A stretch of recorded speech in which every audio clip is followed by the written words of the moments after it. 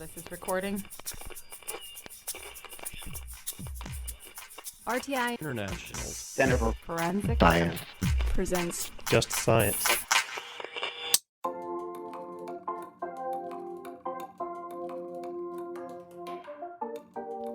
Welcome to Just Science, a podcast for forensic science professionals and anyone who is interested in learning more about how real crime laboratories work. In episode 10 of the 2019 R&D season, Just Science interviews Dr. Christopher Ehrhardt, professor at Virginia Commonwealth University, about a method for determining tissue type, age of evidence, and the contributors from biological mixtures using cellular autofluorescence signatures. Buccal, vaginal, epidermal, and blood cells all have unique intrinsic properties. However, when they are combined, it can be difficult to discern what components are actually in the mixture. Using Imaging Flow Cytometry, Dr. Ehrhardt has found a way to differentiate between cell types, estimate cellular age, and identify contributors in the sample. Listen in as he discusses how autofluorescence data and cellular properties are being used to analyze samples without destroying the evidence in this episode of Just Science. This season is funded by the National Institute of Justice's Forensic Technology Center of Excellence. Here's your host, Dr. John Morgan.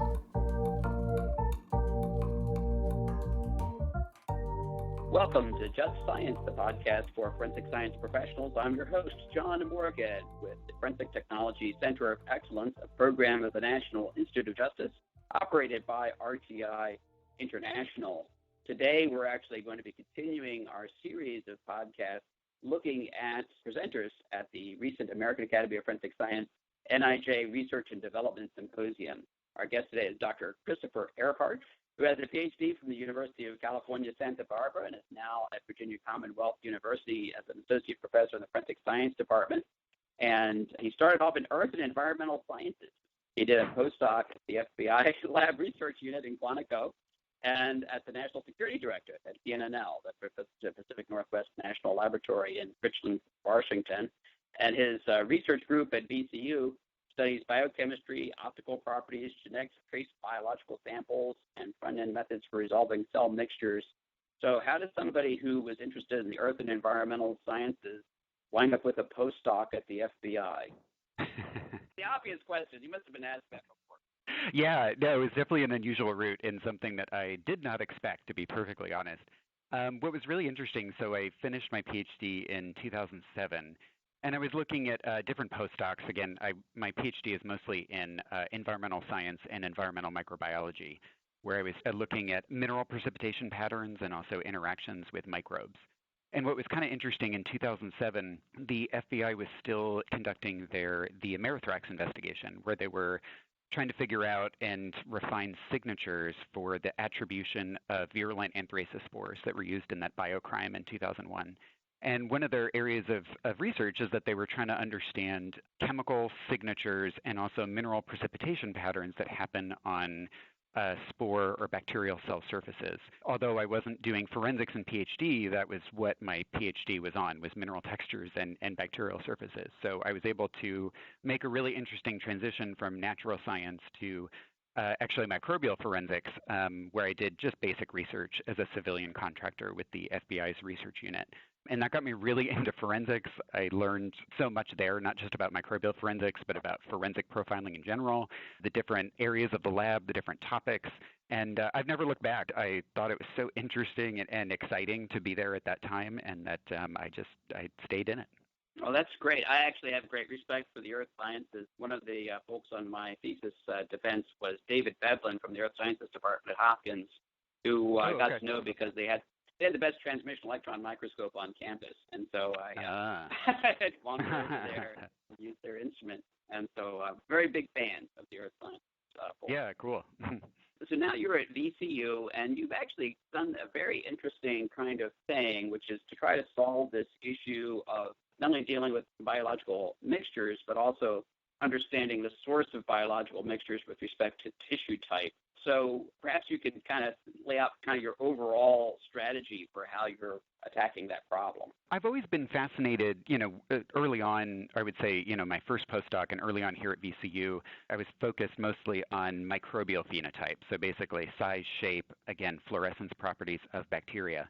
And I started getting really interested in what phenotypes, morphology, structure, basically any kind of aspect of the cell that is non-genetic and what that can tell us about the cell itself. And I thought it was really interesting in terms of learning about, early on in my postdoc, learning about human DNA and some of the challenges and the issues of mixtures and determining source tissue for biological evidence. And the fact that there wasn't a lot of research on looking at the cells themselves. A lot of the focus was on, obviously, for very good reasons, DNA and genetic signatures and a little bit of other types of nucleotide molecules as well. But I got really fascinated by this idea of, these determining cell type or source tissue is a really important forensic question. And what kind of information are we missing from biological evidence by just going after the DNA or just going after using things like microchemical tests? Is there information that we're overlooking? We know that, cells coming from different parts of the body, they should look different. They have different sizes, they have different morphology, their chemistry should be very different. And so what are some different strategies that are easy, that are fast, that are non-destructive, that can complement traditional DNA analysis and provide context or provide more information than what you can get from a normal DNA workflow? Mm-hmm. So one of the things that you decided that you really focused in on is fluorescence profiles. And you use this term autofluorescence, which is really basically looking at the full spectrum of fluorescence that is presented by a cell. Or let's get that term down first so that our audience can be on the same page with this. So autofluorescence, can be fluorescence signal or fluorescence from any intrinsic property of the cell, usually compounds within the cell, and it can be a range of wavelengths. And so from our early studies of looking at how autofluorescence might differ between cell types or between individual contributors, we're looking at a range of wavelengths. So we're doing very broad surveys, basically trying to capture as much information as possible. When we actually kind of narrow down and look at specific signatures for cell types, for instance, like distinguishing Buccal cells from skin cells, the autofluorescence tends to be concentrated along very specific regions of the wavelength corresponding to particular molecules or sets of molecules. So while we are surveying broad ranges of excitation wavelengths and emission wavelengths or different spectral properties, by now we've kind of zeroed in on specific regions that tend to be the most informative. So I'm used to the idea that like flavonoids are fluorescent, and most cells have tons of those. Is that what you're looking at, or are there other chemicals that give a more distinctive signature?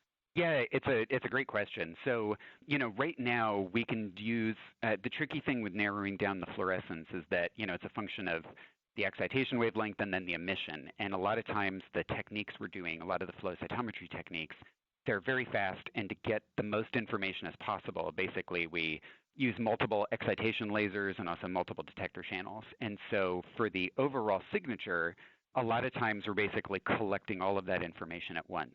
But it's true that we've started to actually narrow down to try to figure out exactly what compounds or assemblage of compounds are driving the very specific differences, whether it's between different cell types or between individuals or between cells of different ages.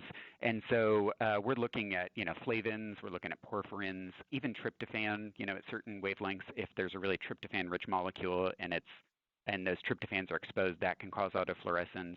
There's, some data out there that different types of porphyrins or even keratins or cytokeratins can autofluoresce under the right conditions, but that's an active area of research right now for our lab. And that stuff is throughout the cell, or is it concentrated on the cell surface? Because it obviously also changes your ability to be able to detect it on a consistent basis.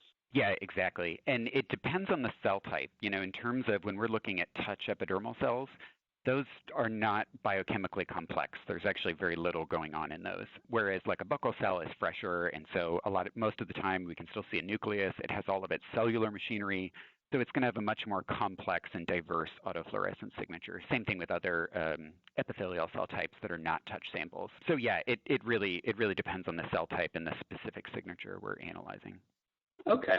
So I have to say that in looking into this before the podcast and talking to a couple of our folks here, they said, well, Chris Ehrhardt was not the first person to think of this, but he was the first person to figure it out, because it's actually a lot more difficult than his very elegant research has made it seem, because it's difficult to really tell the difference between different kinds of of cells if you don't kind of know what to look for.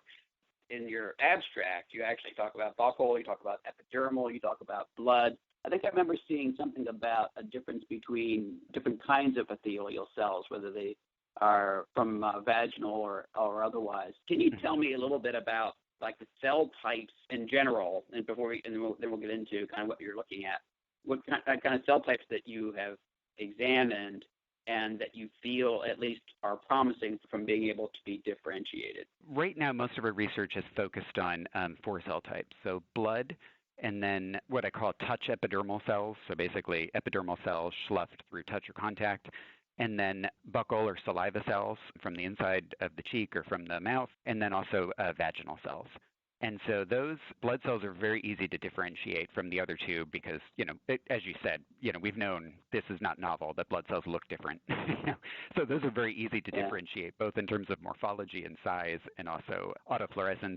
The 3 epithelial cell types, the touch epidermal, the buccal, and the vaginal, they're a little bit trickier to differentiate, especially when you start looking at aged and degraded samples. But that was work that we recently published last year of trying to tweeze those signatures out and figure out specific aspects of the morphology and the autofluorescence that really does the best job of discriminating those 3 cell types. So you're not looking at sperm cells? Not yet. We have some preliminary data on sperm cells, but because they are order of magnitude smaller, if that's fair to say, it requires slightly different optical settings for the rapid analysis using at least flow cytometry or a microscopic approach, but that's something that's on the horizon for us.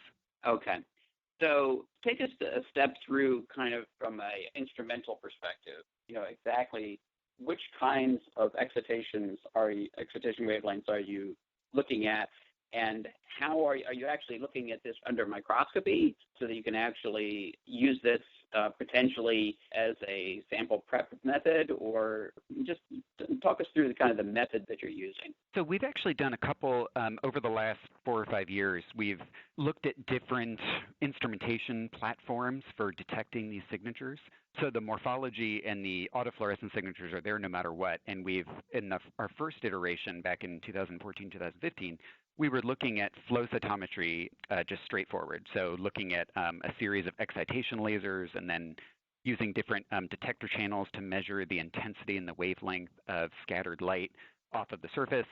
Using that, we can also get a little bit about morphology, so we can use we can get rough ideas of size and also intracellular complexity using different scattering ratios from the flow cytometer.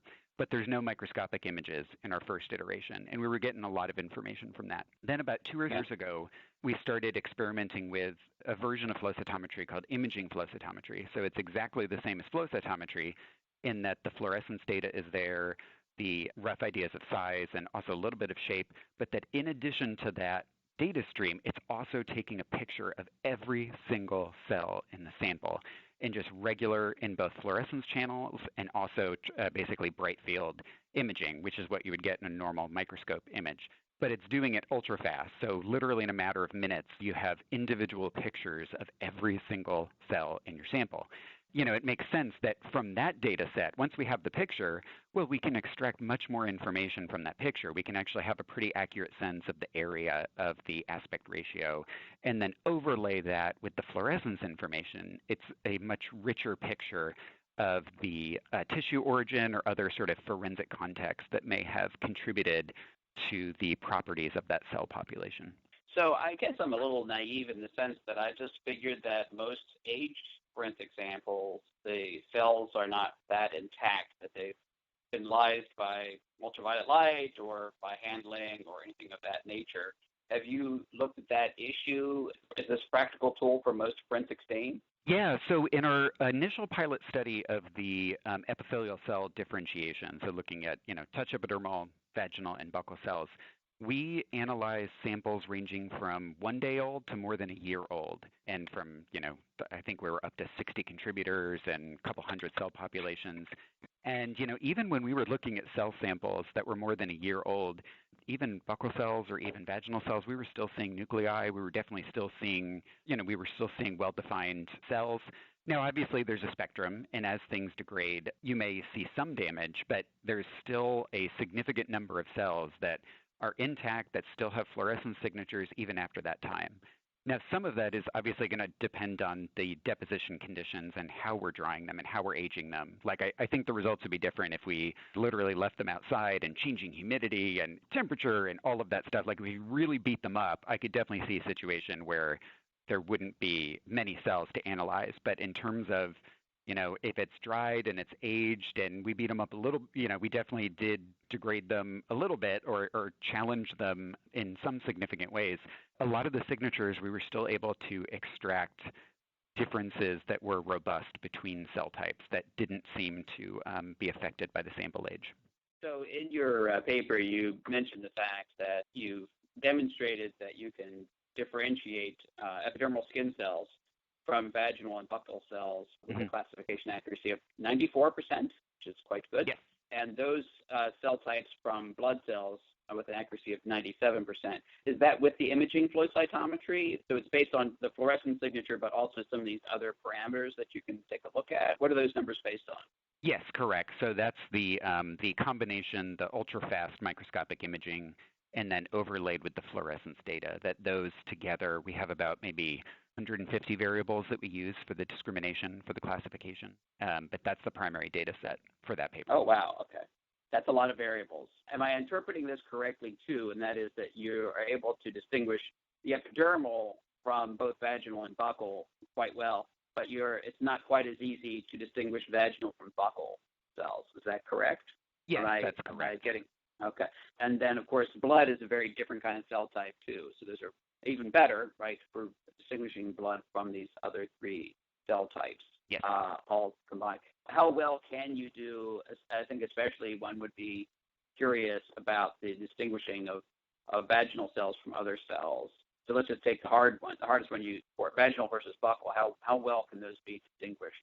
It's definitely more challenging, simply because the source tissue is more similar than, say, your skin and your mouth. They're both endothelial, epithelial. They have, in the very general anatomical sense, they're very similar biochemical functions, and so those are a little bit harder to distinguish. But in terms of, we can sort of hit it with a statistical approach, and again, because we have this big data set, and we have in terms of both the number of variables we're analyzing and then also the number of conditions and the number of donors, we're really kind of able to try to extract more subtle signatures that can differentiate those two with an accuracy of, I would say we're kind of approaching the mid 80s in terms of classification percent, 84, 85%, distinguishing those two.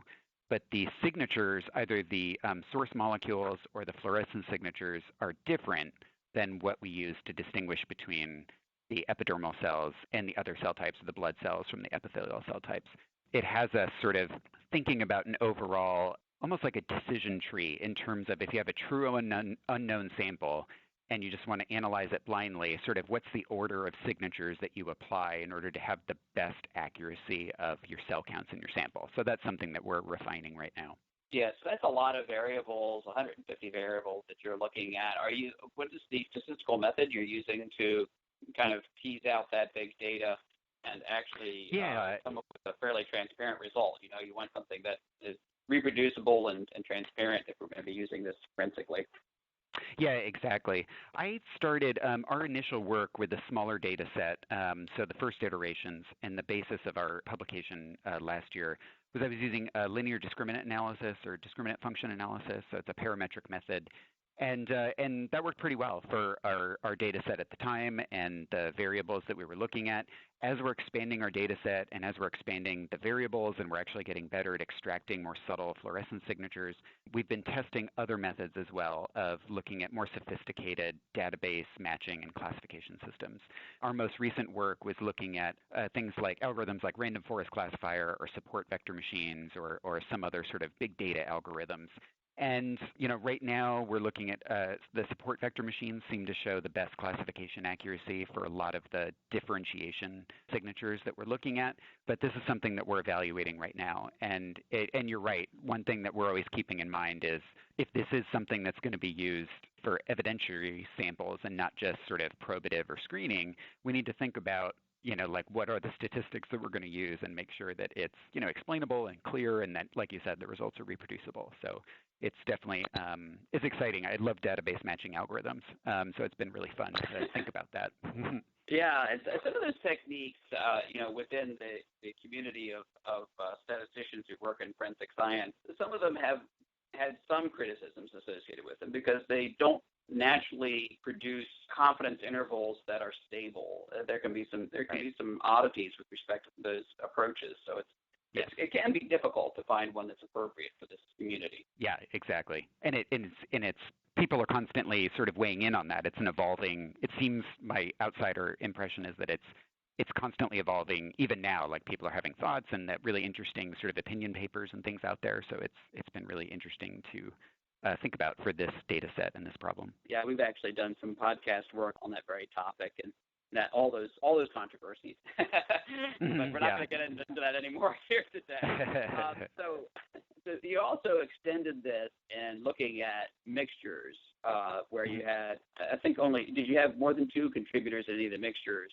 You had two. I know you had two-person mixtures with different contributor ratios. So tell us about that kind of research and what you were able to find using samples that started off as mixtures. So we've looked at a few different mixture types. So based on the autofluorescence data and the differences between cell types, some of the lowest hanging fruit that we went after is looking at, the two cell types that just look the most different with morphology and autofluorescence, and to see if we could separate those without any probes or with kind of minimal input. And so one of the mixture systems was looking at two-person mixtures of blood and buccal cells. And those were very, very straightforward to separate. Blood is very low in autofluorescence, and buccal cells just light up all across the fluorescence spectrum. So that was actually fairly easy to separate, and we were actually able to get really good enrichment, even in dried samples up to about 2 to 3 days that were dried and aged for about 2 to 3 days. We got really good enrichment and single source profiles from each contributor after sorting the cells based on their autofluorescence signature.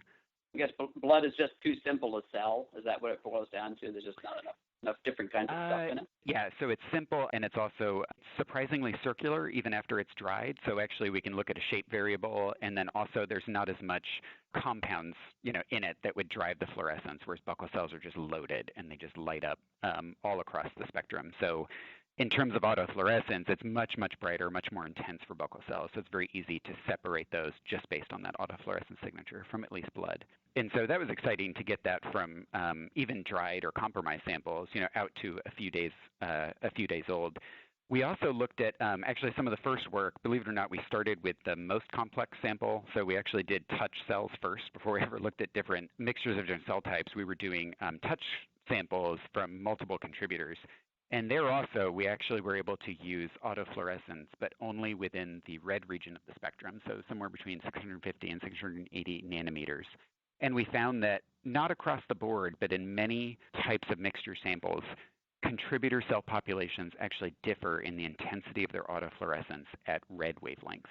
And so we're actually able to use that autofluorescence for touch mixtures to separate individual contributors, again, with two-person mixtures at that point of what we were working on. We also looked at one-cell type mixtures that were composed of just blood.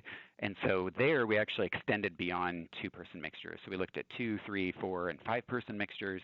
With that, we did a slightly different strategy where we were actually using antibody probes, even in dried samples, but to try and target, actually selectively label contributor cell populations, and then create from even a 5-person mixture, instead of a 5-person mixture, create a 2-person mixture and a 3-person mixture that would be easier to interpret manually versus a 5-person mixture, which our collaborators tell us they wouldn't even attempt to do in a case working situation. So yeah, we tried all sorts of different mixture systems and using a combination, mostly an autofluorescence for different cell types and also touch mixtures, but then also looking at all different types of cell types and contributor combinations, and that's something that we're continuing to do even now and work on. Yeah, and you alluded to earlier the fact that you had done some studies looking at the aging of stains, showing that the cells remain intact to a reasonable degree, but also the fluorescence signatures evolve as they age, which can be used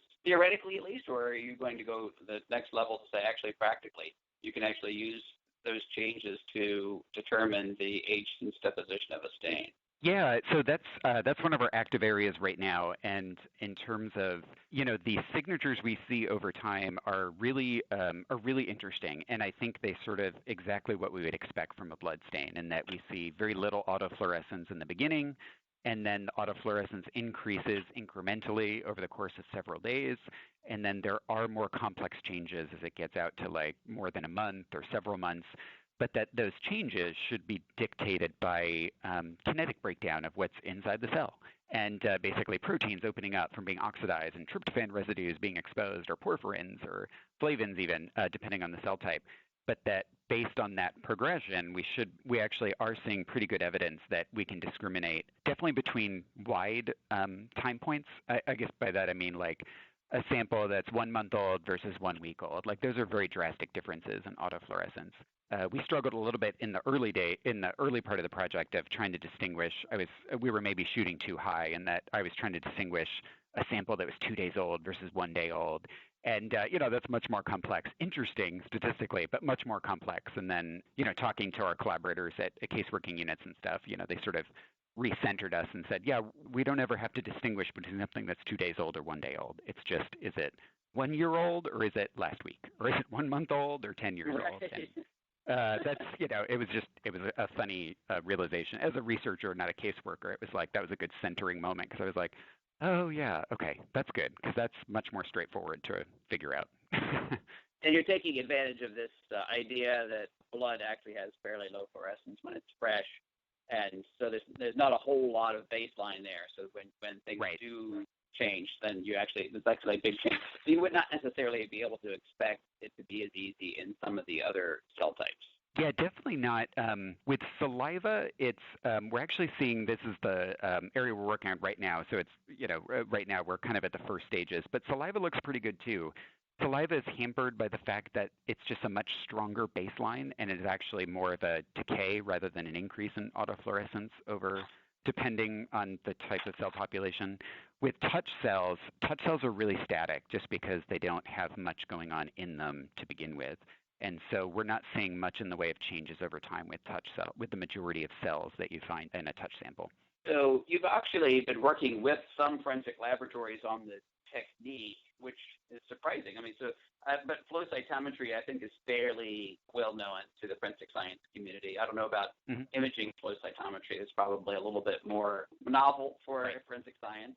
But you have had some laboratories who've been working with you on the research. Yeah, we've been working closely with our collaborators. So I'm in Richmond, and then the Department of Forensic Science in downtown Richmond. We have really great collaborators there, and they're always, Dr. Susan Greenspoon is really always interested in new technologies and sort of exploring their use for casework. Going to conferences and presenting this has really, it's been really interesting to meet people at different caseworking labs, and at the very least talk about potential applications and sort of discuss options for either caseworking validation or kind of hearing from caseworking labs about like what you said, okay, we can't do imaging flow cytometry, but here's what we do have. And I really like that challenge of saying, because I'm not bent on a particular technology, I'm interested in the signatures and bringing those signatures to casework. And for imaging flow cytometry, it's a really great way of doing these exploratory surveys and identifying what the best differences are. Those differences can then be ported to any number of platforms that either can be adopted or in labs now. And so working with our collaborators at different caseworking labs has been really helpful for that, for figuring out what is possible, like what is the workflow in these labs, and what is the feasible either short to medium term solution that could take advantage of these optical or morphological signatures now, or to facilitate or help out DNA caseworking units. So have you actually developed a methodology that you think could be using what you're doing now and transfer it into the crime laboratory in the near term, or do you feel like there's still some research work to be done before you could come up with something that is deployable in a crime lab? Yeah, so we're actually doing a couple different strategies. One is looking at porting these signatures into smaller instruments and also, less costly instrumentation that could be adopted by a lab, or it could be at least be adopted as part of a validation study. I'm really interested if it's an optical signature, and if a lot of this information can be obtained from a regular microscope image, but it can be done automatically without someone sitting at the microscope. If all of these, we're working on scripts and programs to actually automatically sort of recognize the cells and then extract all of these signatures and run it against the database so that someone isn't sitting at a microscope and physically finding cells and taking a picture and making the measurements, but making these things automated. And like you said, we're not the first people to do that aspect of it.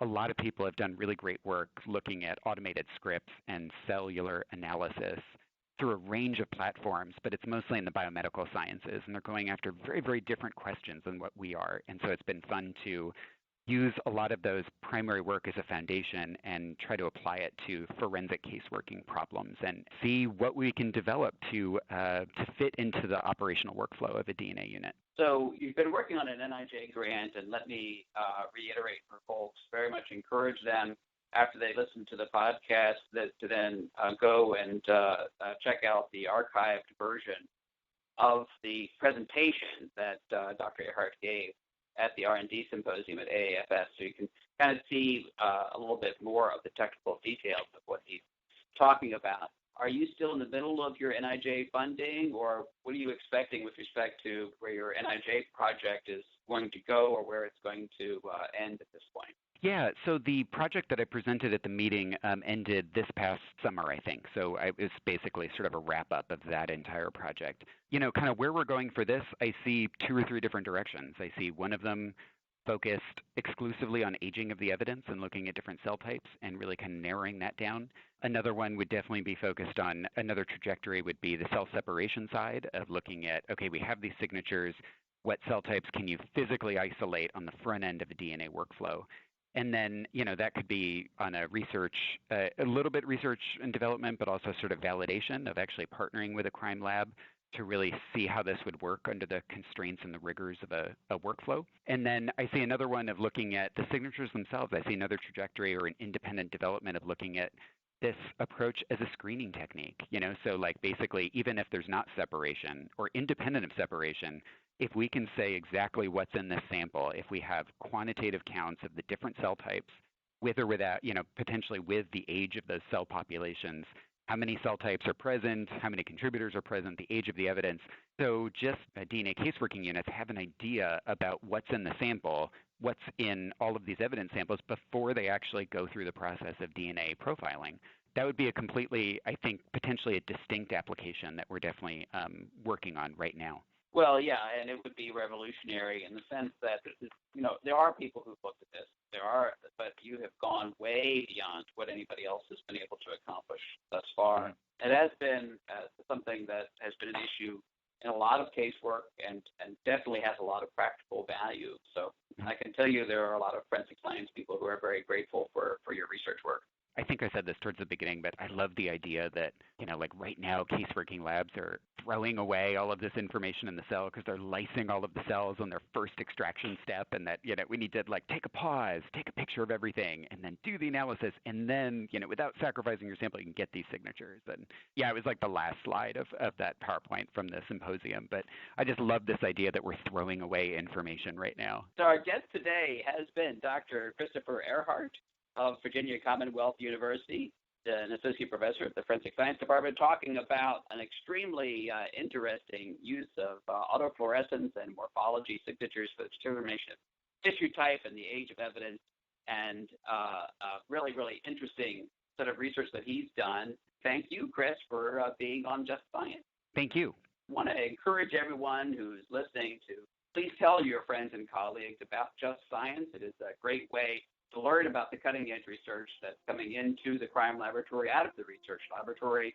And please also check out all of our other work on www.forensiccoe.org. This episode concludes the 2019 NIJ R&D season. To stay up to date on future seasons, please sign up for the FTCOE newsletter or follow us on Facebook, Twitter, or LinkedIn. Opinions or points of views expressed in this podcast represent a consensus of the authors and do not necessarily represent the official position or policies of its funding.